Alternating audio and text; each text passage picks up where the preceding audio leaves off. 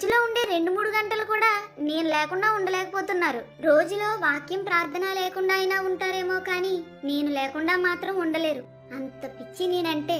నేను అబద్ధాన్ని నేర్పిస్తాను, వేషధారణ అలవాటు చేస్తాను, తప్పులు చూపిస్తాను, చేయిస్తాను, భక్తి నుంచి వెనక్కి లాగి లోకంలో కలిపేస్తాను, నరకానికి పరుగులు పెట్టిస్తాను.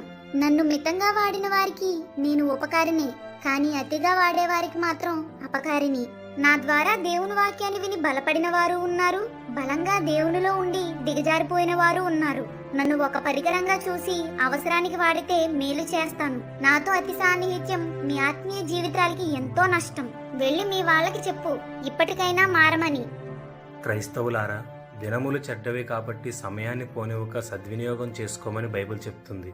కాబట్టి మన సమయాన్ని వృధాగా మొబైల్ ఫోన్తో గడపకుండా అవసరమైన మేరకు దాన్ని ఉపయోగిద్దాం.